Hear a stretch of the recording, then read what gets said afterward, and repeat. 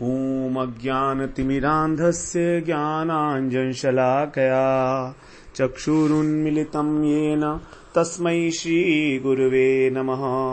वन्देऽहं श्रीगुरो श्रीयुक्तपदकमलं श्रीगुरून् वैष्णवांश्च श्रीरूपं साग्रजातं सहगण रघुनाथान्वितं तं सजीवं साद्वैतं सावधूतं परिजनसहितं कृष्ण चैतन्य देवं श्रीराधा कृष्ण पादान् सहगण ललिता श्री विशाखान्वितांश तमादिदेवं करुणानिधानं तमालवर्णं सुहितावतारम् अपार संसार समुद्र सेतुं भजामहे भागवत स्वरूपम्।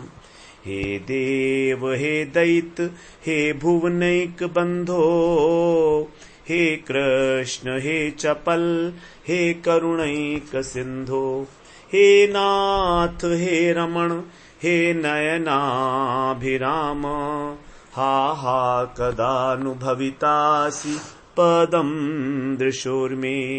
श्री कृष्ण चैतन्य प्रभो नित्यानंद श्री अद्वैत गदाधर शिवसदी गौर भक्त वृंद।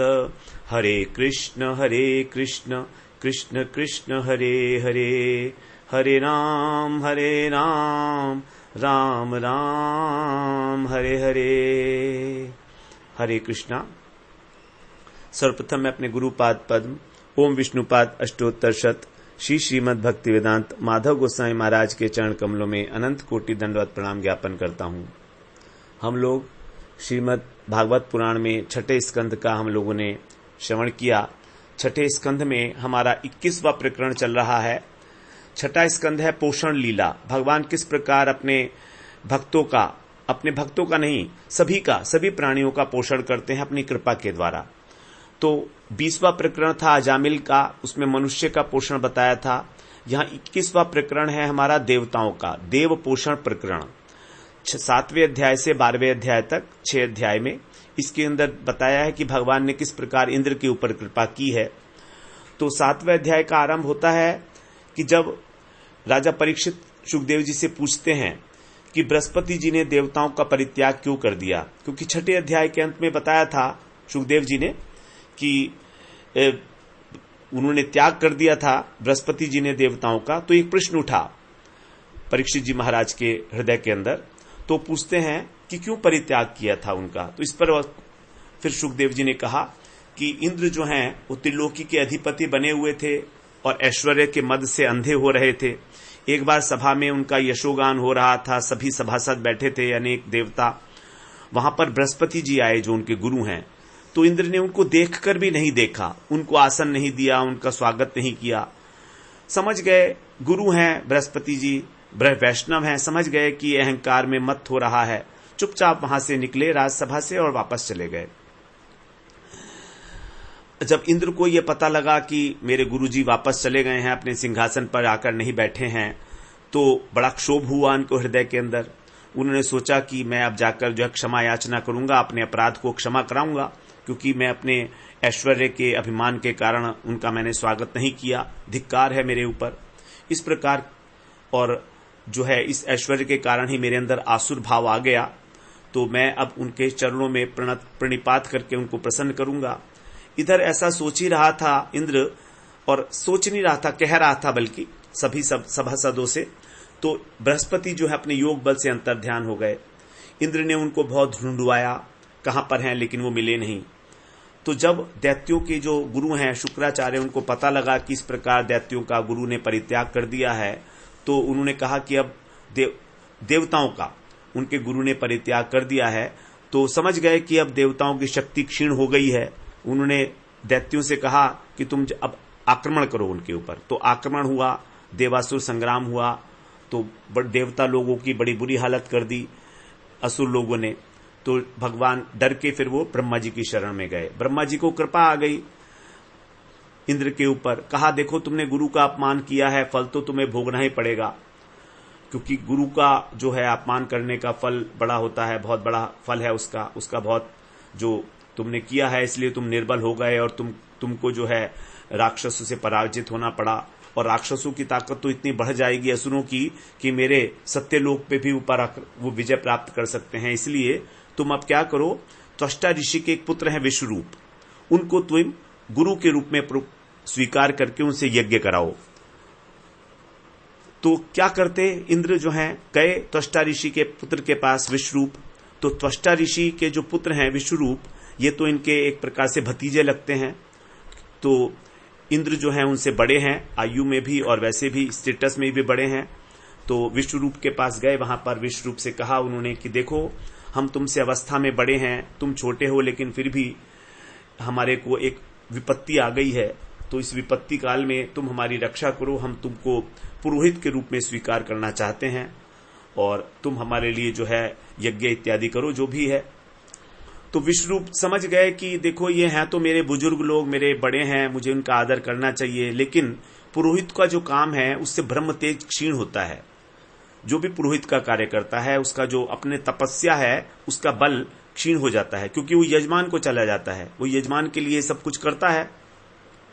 लेकिन फिर भी उन्होंने कहा कि आप मेरे बड़े हैं और मैं जो है लोकपाल हैं, मैं आपकी आज्ञा का पालन करूंगा, आपको निराश नहीं करूंगा। और यद्यपि मुझे कोई आवश्यकता नहीं है किसी भी चीज की, लेकिन फिर भी मैं आपका कार्य करूंगा। इस प्रकार से उन्होंने उनका पौरोहित्य जो है स्वीकार किया और एक वैष्णवी विद्या का उनको उपदेश दिया, जिसके प्रभाव से उनको दोबारा से उनकी जो राजलक्ष्मी थी वो प्राप्त हो गई।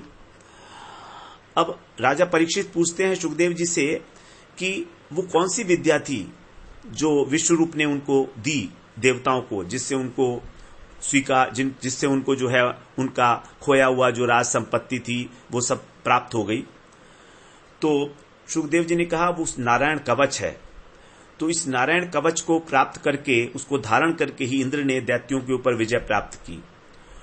और सुखदेव जी ने कहा कि नारायण कवच का उपदेश देते हुए जो है विपत्ति के समय में इस नारायण कवच को धारण करना चाहिए। तो फिर बताया कि किस प्रकार से नारायण कवच की विधि है धारण करने की। सबसे पहले हम लोग जो है अष्टाक्षर मंत्र जो है ओम नमो नारायणाय, इसके द्वारा अंगन्यास करेंगे। उसके बाद फिर ओम नमो भगवते वासुदेवाय, इसके द्वारा कर्णन्यास किया जाएगा। उसके बाद फिर ओम विष्णवे नमः, इसके द्वारा फिर षडंग न्यास किया जाएगा। इसके बाद जो है फिर भगवान का ध्यान करेंगे जो षड ऐश्वर्य परिपूर्ण है। भगवान के अंदर जो है समग्र से ऐश्वर्य यश से वीर्य से यश से श्रेय ज्ञान वैराग्य योश्चैव शरणाम भग इतिंगना। भगवान में 6 प्रकार के ऐश्वर्य समग्र रूप से विराजमान है। तो उसका ऐसे भगवान का जो है ध्यान करेंगे हम, और उसके बाद फिर नारायण कवच का पाठ किया जाएगा। इस प्रकार से नारायण कवच को धारण करने की विधि है। उसके बाद फिर 12वें श्लोक से 8वें अध्याय में नारायण कवच का वर्णन किया गया, जो 23 श्लोक में वर्णन किया गया है, जिसका सबसे पहले बताया कि भगवान जो है गरुड़ पर सवार हैं, मेरी सब ओर से रक्षा करें, और ओंकार स्वरूप प्रभु भी मेरी सब रक्षा करें। भगवान के जो अलग अलग अवतार हैं वो मेरे अलग अलग अंगों की रक्षा करें। जो मत्स्य अवतार हैं वो इस भूतल पर, जो त्रिविक्रम भगवान है वो मेरी आकाश में, नरसिंह भगवान मेरी किले में, जंगल में, वन में, रणभूमि में रक्षा करें। वराह भगवान मार्ग में रक्षा करें। परशुराम भगवान पर्वत पर, और राम जो है प्रवास काल में, जब मैं कभी अपने देश से बाहर जाऊं तो मेरी रक्षा करें। भगवान नारायण अभिचार कर्मों से मेरी रक्षा करें, जो अभिचार कर्म होते हैं, उच्चाटन इत्यादि। उसके बाद फिर नर जो हैं भगवान, वो गर्व से मेरी रक्षा करें। दत्तात्रेय जी हैं, योग के अंदर अगर विघ्न आए तो उनसे मेरी रक्षा करें। भगवान कपिल कर्म बंधन से मेरी रक्षा करें। सनत कुमार चतुसन जो हैं वो काम वासना से मेरी रक्षा करें। हयग्रीव भगवान देवताओं का अपराध करने से, और नारद जी जो है वो सेवा अपराध से मेरी रक्षा करें। 32 प्रकार के सेवा अपराध हैं इस प्रकार। और कच्छप भगवान जो है नरक से मुझको बचाएं। भगवान धन्वंतरी जो समुद्र मंथन के समय अमृत कलश लेकर प्रकट हुए थे, वो उपथ्य से मेरी रक्षा करें, अगर मैं कभी गलत चीज खा लूं कोई। भगवान ऋषभ देव जिन्होंने अपने जीवन में अंतकाल में अजगर वृत्ति को धारण किया था, अवधूत वेश को, तो वो जो है सुख दुख रूपी जो द्वंद्व हैं, सर्दी गर्मी इत्यादि, उससे मेरी रक्षा करें। और यज्ञ भगवान जो मेरा संसार में अपयश हो सकता है, उससे मेरी रक्षा करें। बलराम जी जो मनुष्यों के द्वारा कष्ट दिए जाते हैं उससे, शेष जी जो हैं वो सर्प से, और व्यास भगवान अज्ञान से मेरी रक्षा करें। बुद्धदेव पाखंड से, और कल्कि जी पाप से मेरी रक्षा करें, कल्कि भगवान। इस प्रकार फिर प्रातः काल में, उसके बाद कुछ दिन चढ़ने पर पूर्वान में, दोपहर में, मध्याह्न में, सायकाल में, प्रदोष में और आधी रात के समय, सब ये भी अलग अलग जो भगवान के स्वरूप हैं वो मेरी रक्षा करें। भगवान का जो सुदर्शन चक्र है वो भी मेरी रक्षा करे, भगवान की कौमुद की गदा और भगवान का शंख जो है पांचजन्य शंख, इस प्रकार भगवान की जो तलवार है वो भी मेरी रक्षा करे। उसके बाद फिर भगवान का नाम लेने से, भगवान के आयुधों का नाम लेने से हमारे सब प्रकार के नष्ट, कीर्तन, उसका कीर्तन करने से हमारे सब विघ्न जो है नष्ट हो जाएं। और गरुड़ जी और विश्वक्सेन जी ये मेरी विपत्तियों से रक्षा करें। इस प्रकार से जो है, और जो नरसिंह भगवान है वो अट्टहास से सभी प्रकार के भय को भगाकर मेरी रक्षा करें। ये पूरा नारायण कवच जो है बताया, बड़ा सुंदर। इसको हमें भय के समय में कहा गया कि इसको धारण किया जाता है। फिर इसकी महिमा बताए कि जो नारायण कवच को एक बार जो है कौशिक गोत्रीय ब्राह्मण ने धारण किया था, और उसका शरीर जब रेगिस्तान में ही छूटने लगा, छोड़ दिया उसने, तो वो वहीं पर ही पड़ा रहा। उसी समय वहां पर जो गंधर्व राज है चित्ररथ, वे अपनी प्रेयसियों के साथ जो है विमान में जा रहे थे ऊपर से। तो अचानक जब वो उस स्थान पर पहुंचे जहां वो ब्राह्मण का मृत शरीर पड़ा था, तो नीचे की ओर जो है पृथ्वी पर गिर गए। बड़ा आश्चर्य हुआ उन्हें। जब वो गिरे तो वहां पर जो ऋषि थे, बालखिल्य ऋषि, उन्होंने बताया कि देखो इस ब्राह्मण ने नारायण कवच को धारण किया है, इसलिए अब तुम क्या करो, इस ब्राह्मण की हड्डियों को जो है सरस्वती नदी में ले जाकर प्रवाहित करो। ऐसा ही किया उन्होंने, और फिर वहां सरस्वती में स्नान करके वो अपने लोक को वापस चले गए। इस प्रकार तो सुखदेव जी बताते हैं कि जो भी इस विद्या को, इस कवच को धारण करता है, उसके सब प्रकार के भय जो हैं समाप्त हो जाते हैं। और इसी विद्या के प्रभाव से इंद्र ने दैत्यों के ऊपर विजय प्राप्त की थी। ये हमारा छठे स्कंद का 8वां अध्याय हो गया। अब 9वें अध्याय में बता रहे हैं कि विश्व रूप का किस प्रकार से जो है वध किया इंद्र ने, क्योंकि जो पुरोहित थे, तो एक्चुअली विश्व रूप जो हैं ये त्वष्टा ऋषि के तो पुत्र थे, और इनकी माता का नाम था रचना। जो रचना है ये असुरों की जो है वो बहन थी, दैत्यों की। तो एक प्रकार से विश्व रूप के मामा हुए असुर, मामा लोग, तो इनका उनके प्रति भी स्नेह था मातृकुल में होने के कारण। और विश्व रूप के 3 सिर थे। एक सिर से वो सोमपान करते थे, एक से सुरापान और एक से अन्न। जैसे सत्व, रज और तम 3 गुण होते हैं प्रकृति के, उसी का यहाँ पर वो प्रतिनिधित्व करते हुए 3 सिर इनके बताए गए हैं। अब जब वो यज्ञ के लिए आहुति दे रहे थे, तो देवताओं की उत्कर्ष के लिए कर रहे थे आहुति। तो देवताओं के लिए जो आहुति देते थे वो तो जोर से उच्चारण करते, और साथ ही साथ चुपके से उनके जो मामा लोग थे असुर, उनके लिए भी आहुति देते थे। अब इंद्र को किसी प्रकार से पता लग गया कि इस प्रकार ये जो है गलत कर रहे हैं, हमारे शत्रु के लिए भी आहुति देकर उसके बल को बढ़ा रहे हैं। तो इंद्र ने क्रोध में आके तुरंत ही उनके 3 जो सिर थे वो काट लिए। अब इंद्र को इसलिए ब्रह्म हत्या लग गई वहां पर। अब 1 वर्ष तक इंद्र ने उस ब्रह्म हत्या को हटाने का कोई प्रयास नहीं किया, उनको ब्रह्म हत्या भुगतनी पड़ी। बड़े परेशान हो गए इंद्र 1 वर्ष तक। फिर क्योंकि अब जब ब्रह्म हत्या लग जाती है तो किसी को स्पर्श नहीं कर सकते। अब इंद्र जो है वर्षा करते हैं, तो उस वर्षा ब्रह्म हत्या को करने वाले के द्वारा जो जल स्पर्श होगा, उस जल को स्पर्श करके जो लोग हैं वो सब अपवित्र हो जाएंगे। इसीलिए अब लोगों का जो है पालन करने के लिए भगवान की ही प्रेरणा से इस ब्रह्म हत्या को लेने के लिए इंद्र के पास 4 लोग आए।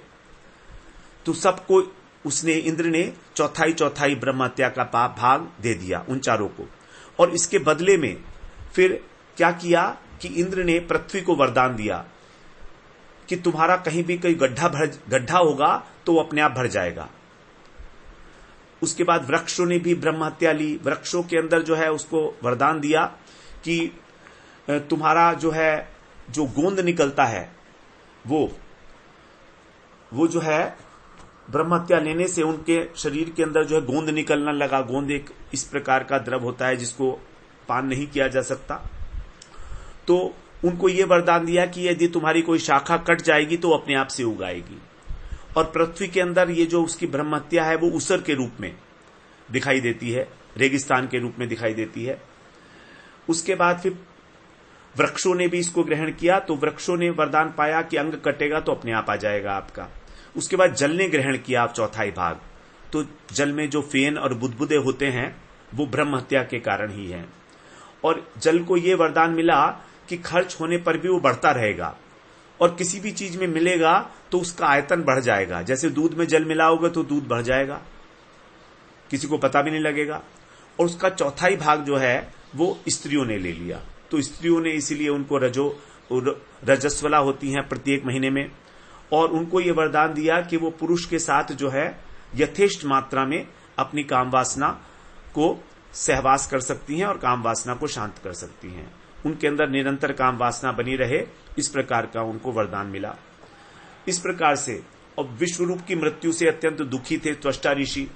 उन्होंने क्या किया कि यज्ञ आरंभ कर दिया, इसलिए कि इससे एक ऐसा पुत्र उत्पन्न हो जो इंद्र को मारने वाला हो।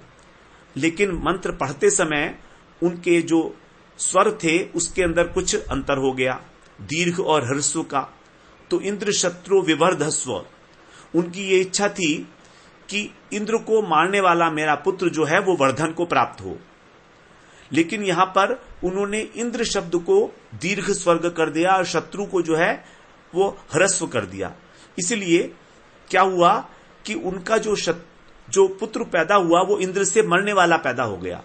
इंद्र का शत्रु पैदा हुआ लेकिन इंद्र से मरने वाला, तो इंद्र का वर्धन हो गया और उनका जो शत्रु था, उनका जो होने वाला पुत्र था, वो क्षीण हो गई उसकी शक्ति। इस प्रकार से तो यज्ञ की जो अग्निकुंड था उसमें दक्षिण कोने से एक भयंकर आकृति वाला व्यक्ति जो है असुर प्रकट हुआ उसने, और दिनों दिन वो बढ़ता चला गया बहुत भयंकर रूप से। और उसने जो है तुरंत ही देवताओं ने उसके ऊपर आक्रमण किया, फिर वृत्तासुर के ऊपर। उसका नाम था वृत्तासुर क्योंकि उसने सभी दिशाओं को आवृत कर रखा था। लेकिन वो क्या करा, उसने सारे अस्त्र शस्त्रों को निगल गया। वृत्तासुर इतना बड़ा था, विशाल काय।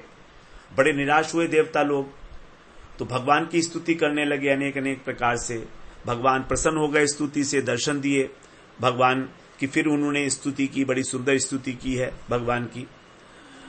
अब भगवान की स्तुति करके फिर भगवान ने प्रसन्न होकर उनको कहा कि देखो तुम लोग जो है दधीची ऋषि के पास जाओ और दधीची ऋषि से तुम उनका शरीर मांग लो, उनकी हड्डियों से तुम वज्र बनाओ, उस वज्र से वृत्तासुर का वध होगा। विश्वकर्मा जो है वो वज्र का निर्माण करेंगे, तो इस प्रकार तुम वृत्तासुर को मार पाओगे। और वृत्तासुर को मारने से फिर तुम्हारा जो तेज है, जो क्षीण हो गया है, वो बढ़ जाएगा। और तुम ऐसा करना कि वहां पर जो है, क्योंकि दधीची ऋषि जो हैं परम तपस्वी हैं, बड़े भगवान के भजन करने वाले हैं, उनकी शक्ति, उनकी हड्डियों में बहुत अधिक बल है। तो जब देवताओं को ये पता लग गया कि उनकी जो है इसका क्या सॉल्यूशन है, तो बड़े प्रसन्न हुए देवता लोग। तो क्योंकि अपना स्वार्थ सिद्ध करने में तो देवता परम कुशल होते ही हैं। अब 10वें अध्याय में बता रहे हैं कि देवता लोग जाते हैं दधीची ऋषि के पास हड्डी मांगने के लिए। तो भगवान तो वहीं उनके सामने अंतर्धान हो गए।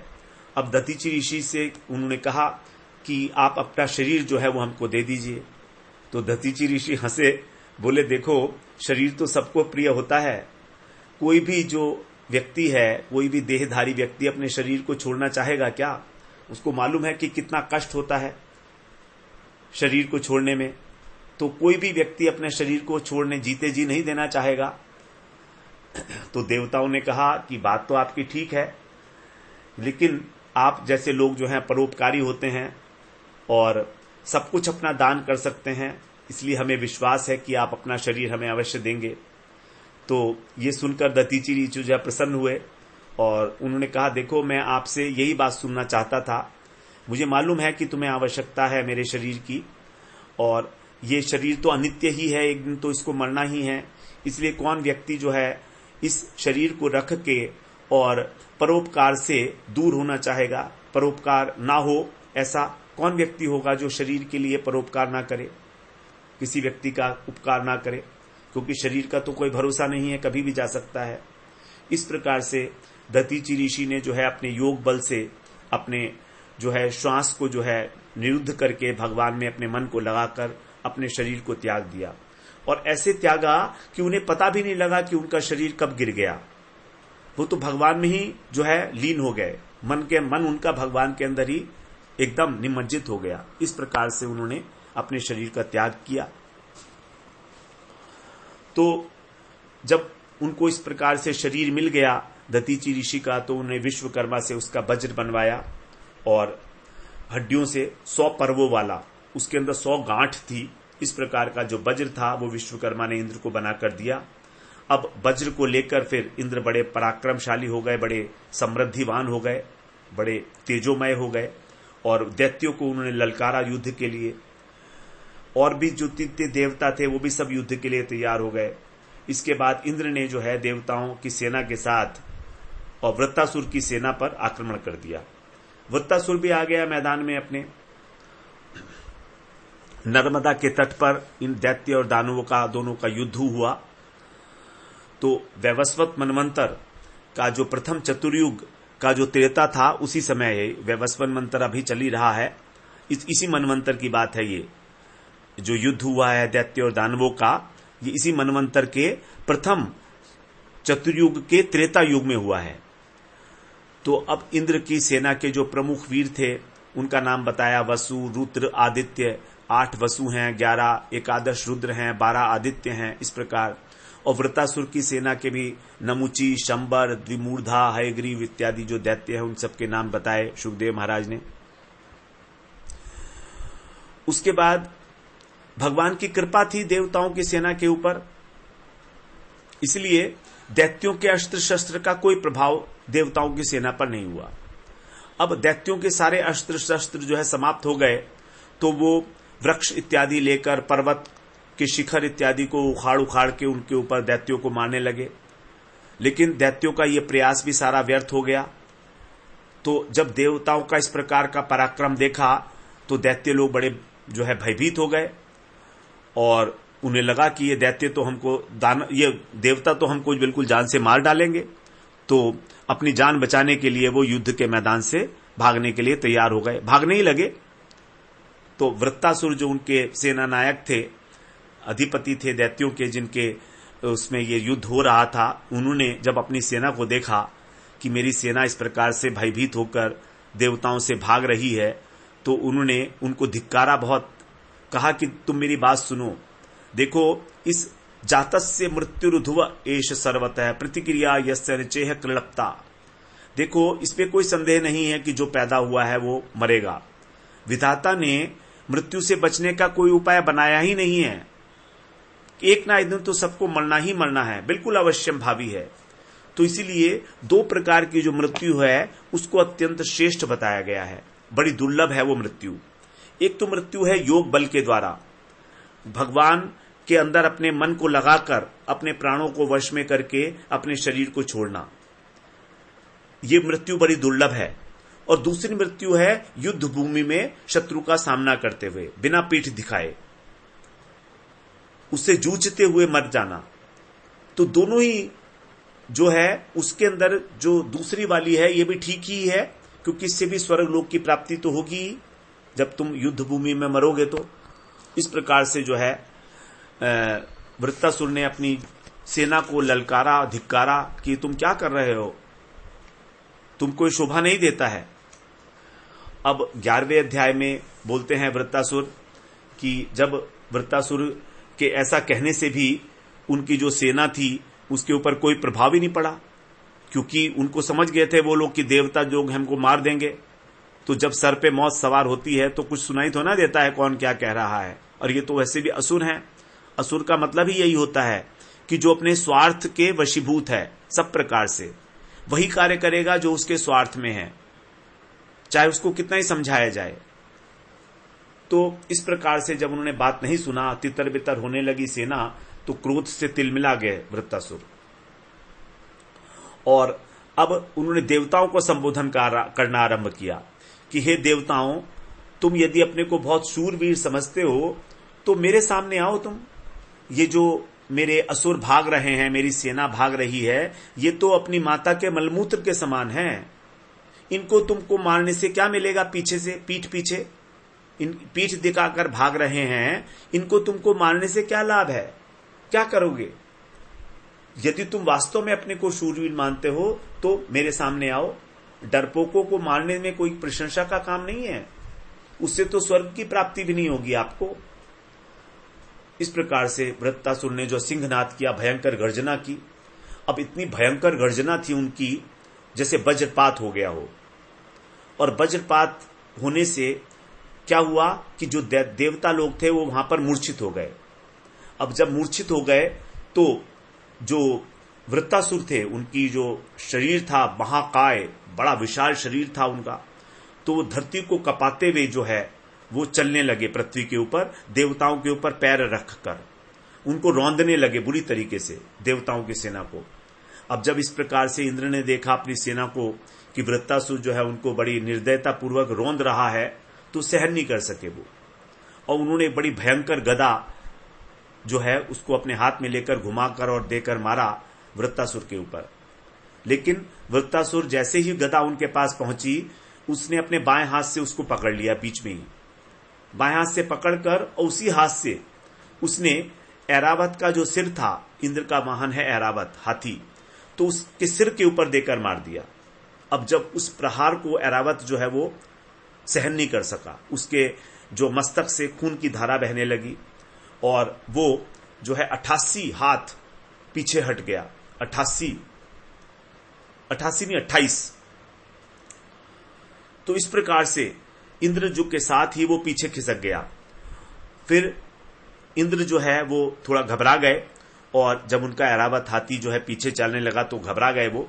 फिर उन्होंने जो है इसी समय में जो है, तो उसके बाद कुछ नहीं किया। जब थोड़ा सा उसने अब किसी प्रकार का कोई आक्रमण नहीं किया जब वृत्तासुर ने, तो उतने ही समय में इंद्र ने क्या किया, अपने हाथ से उस हाथी की जो मस्तक था उसको सहलाया।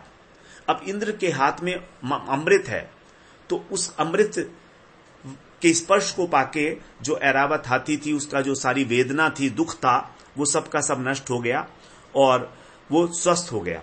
अब वो जब स्वस्थ हो गया, उसकी पीड़ा समाप्त हो गई, तब जो है वो इंद्र दोबारा से मैदान में आकर डट गए। तो वृत्तासुर ने फिर इंद्र से कहा कि देखो इंद्र, ये मेरा बड़ा सौभाग्य है कि मैं तुम्हें युद्ध के मैदान में देख रहा हूं। तुम बड़े पापी हो। तुमने जिसको पुरोहित बनाया, जिसको अपने गुरु के रूप में स्वीकार किया, और जो ब्राह्मण थे, जिसने तुम्हारा कोई अपराध नहीं किया था बल्कि तुम्हारे लिए ही वो कार्य कर रहे थे, ऐसे मेरे बड़े भाई को, विश्वरूप को, तुमने उसको मार दिया।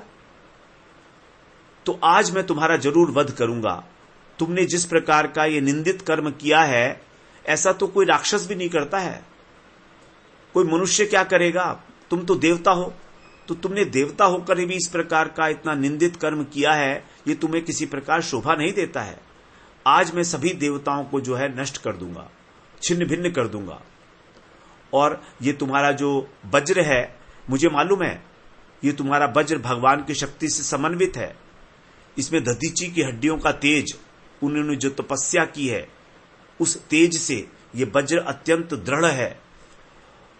तो हो सकता है कि तुम इससे मेरा भी वध कर दो, और अगर तुम इससे मेरा सर काट सकते हो तो भी कोई बात नहीं है, क्योंकि मेरा मन तो इस समय भगवान संकर्षण के चरणों में लगा हुआ है। मैं तो इस समय भगवान को ही साक्षात अपने हृदय में विराजमान होते हुए देख रहा हूं। तो इस प्रकार से यदि तुम मुझे मार भी दोगे तो मेरा जो बंधन है, संसार बंधन, ये नष्ट हो जाएगा। तो दोनों प्रकार से मेरा ही लाभ है।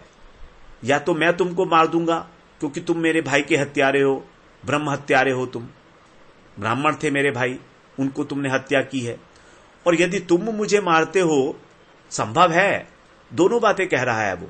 संभव है कि तुम मुझे मार दो तो भी मेरे को कोई हानि नहीं है, क्योंकि मैं तो इस समय भगवान की ही साक्षात अनुभूति कर रहा हूं। अब ये कह के फिर वृत्तासुर ने बड़ी भावभीनी स्तुति की है भगवान की, जैसे भगवान साक्षात उनके सामने उपस्थित है। युद्ध भूमि में इस प्रकार का बुद्धि का समता को प्राप्त होना, भगवान के अंदर ही बुद्धि का लगे ना, कितना विषम परिस्थिति है। इतना भयंकर युद्ध हो रहा है, सामने इंद्र बिल्कुल तैयार है उनको मारने के लिए वज्र लेकर, लेकिन किसी प्रकार भी विचलित नहीं है वृत्तासुर। वृत्तासुर को इसीलिए सुखदेव जी ने महात्मा कहा है कि वो महात्मा है।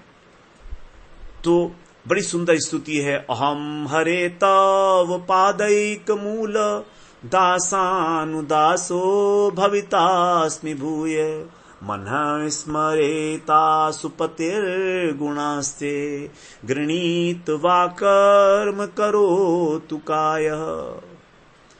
भक्ति मार्ग के जो पथिक हैं, भक्त लोगों के लिए बड़ी 4 श्लोक बड़े इंपॉर्टेंट हैं ये स्तुति के वृत्तासुर की।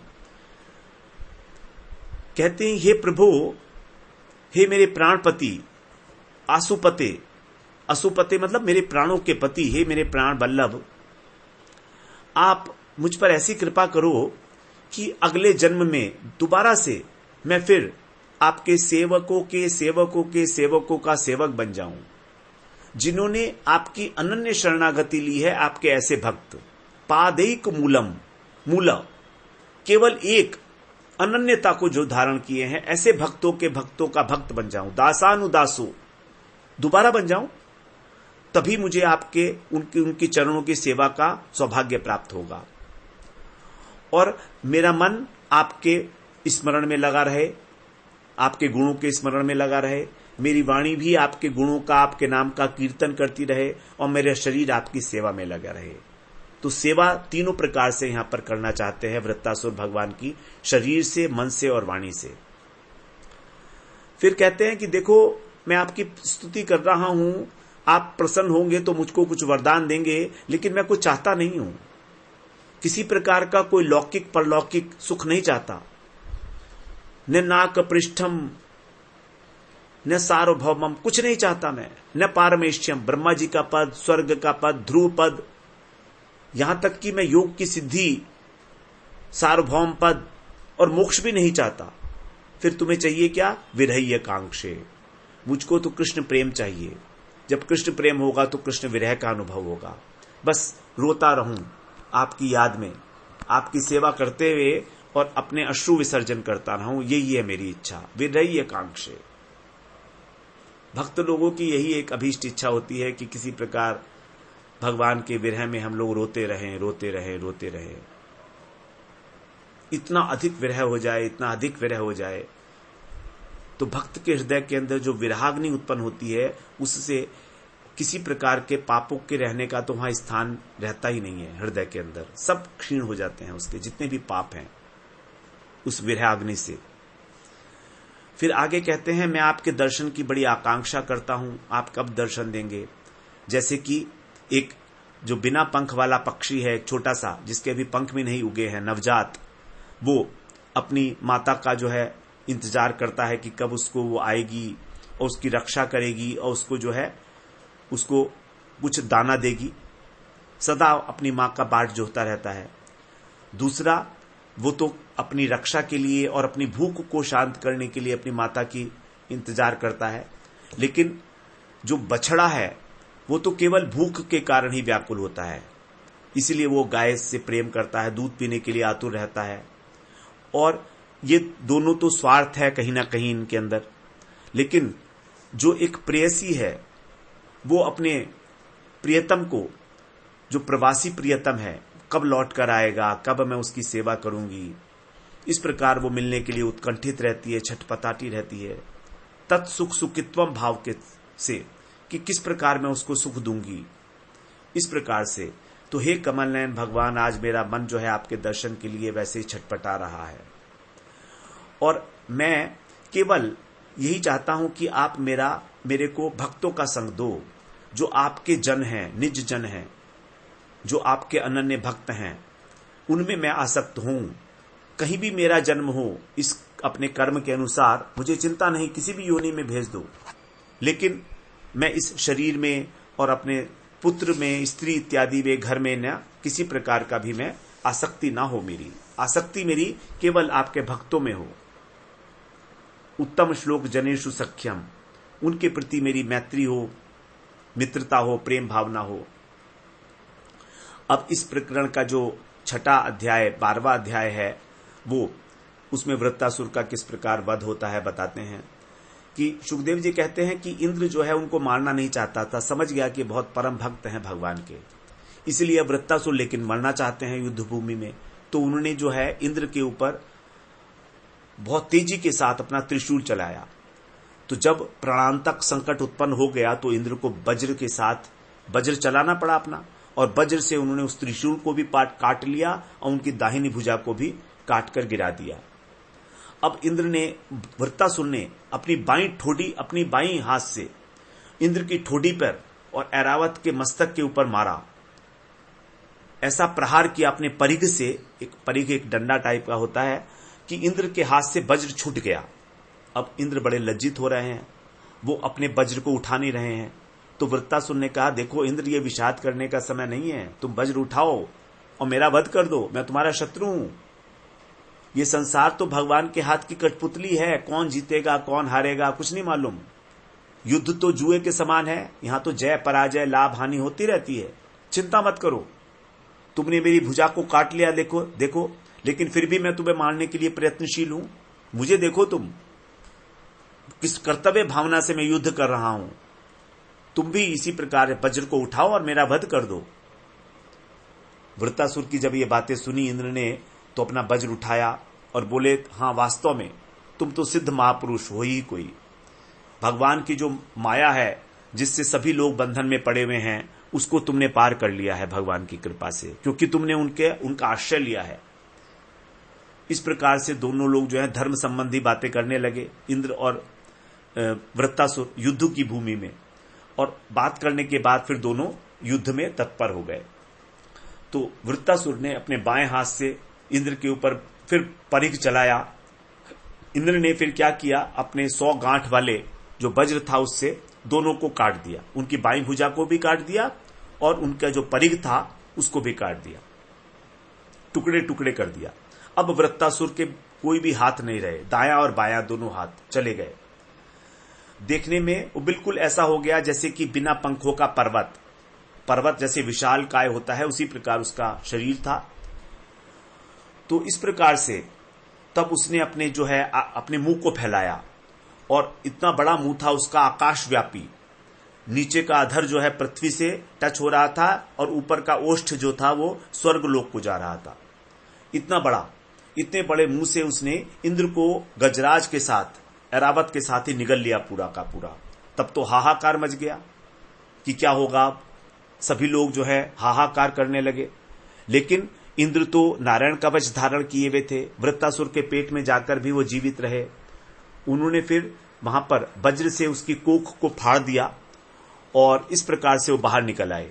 और इसके बाद उन्होंने अपने वज्र से वृत्तासुर के सिर को काट लिया। इंद्र को वज्र से वृत्तासुर की गर्दन को काटने में 1 वर्ष लग गया। 1 वर्ष तक उसकी गर्दन कटी, और जब समय उपस्थित हुआ तो फिर वृत्तासुर की जो गर्दन थी वो भूमि पर गिर गई। उसके मरने का सब जब समय उपस्थित हुआ, तब इंद्र इत्यादि की सभी लोग स्तुति करने लगे इंद्र की। देवता, सिद्ध, चारण, मुनिगण जितने थे, और वहां पर वृत्तासुर के शरीर से एक ज्योति निकली और सबके सामने देखते ही देखते वो भगवान के अंदर विलीन हो गई। इस प्रकार से यहाँ पर 12वें अध्याय में हम लोगों ने देखा कि किस प्रकार इंद्र ने जो है अपने गुरु का भी अपमान किया, बृहस्पति जी का, और ब्रह्म हत्या भी लगी उनको। ब्रह्म हत्या के लिए भी 4 लोग उनसे ब्रह्म हत्या लेने के लिए आ गए। अब देखिए, कोई किसी का पाप थोड़े लेता है, लेकिन ये भी भगवान की प्रेरणा थी, कृपा थी इंद्र के ऊपर कि 4 लोग जो है उनकी हत्या को, ब्रह्म हत्या के पाप को लेने के, शेयर करने के लिए आ गए। तो ये सब कृपा कही जाएगी भगवान की। अब भगवान क्यों कृपा की है, इसका तो कोई कारण नहीं है। जैसे अजामिल के ऊपर कृपा हुई है, ऐसे इंद्र के ऊपर भी यहां कृपा हुई है। तो ये पोषण लीला है, ये बताती है कि भगवान की जो कृपा है अहेतुक है, कभी भी किसी भी समय तो हमें उस कृपा की हमेशा ही प्रतीक्षा करते हुए प्रयास करना चाहिए, भजन करना चाहिए। इस प्रकार से हमारा ये जो आज 21वां प्रकरण था ये पूरा होता है। अब 13वें अध्याय से हमारा 22वां प्रकरण शुरू होगा, जिसमें दैत्यों का ऊपर जो है कृपा दिखाई जाएगी। दैत्य पोषण प्रकरण जो 7 अध्याय में जिसको वर्णन किया गया है। वांछा कल्पतरुभ्यश्च कृपा सिंधुभ्यैव च पतितानां पावनेभ्यो वैष्णवेभ्यो नमो नमः।